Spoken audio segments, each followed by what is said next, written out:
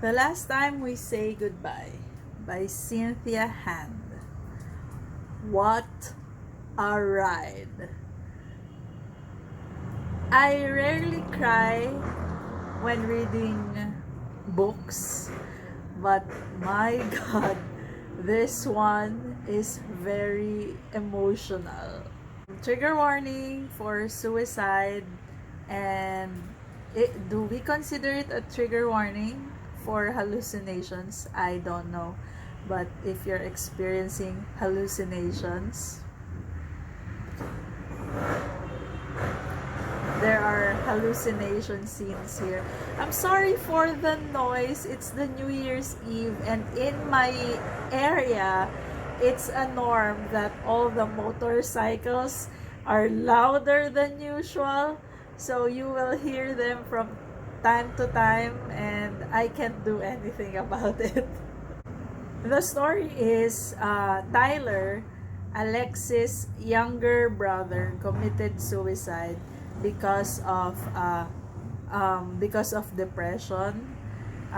He has been attending talk therapy and was also under medication, but it just happens. Sometimes it's too much. Nothing can help on uh, a mental illness, and we have to remember we have to treat mental illness just like physical illness. For example, if you have a heart problem, no matter how much diet or exercise or medication you are in, if your heart fails and you experience a heart attack and die, we can't do anything about it. Same goes with mental illness. No matter how regular you go to talk therapy and how high your dosage for your medications are, if it's time, it's time. Do you understand the logic? I always use this logic to my friends when someone they know, someone popular dies because of suicide. That's the logic I explain to them.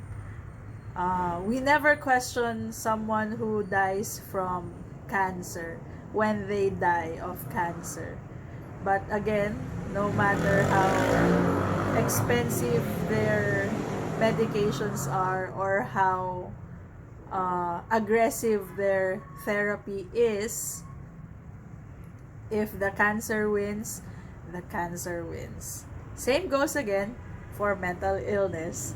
I can go on and on and on giving examples on how to give parallels for mental illness just so I can justify that Tyler's suicide was in a way inevitable, and just like any illness that causes death in a family, the family grieves, and sometimes they can't cope with their grief, and just like Alexis here, she has to go to therapy as well to process the death of her younger brother.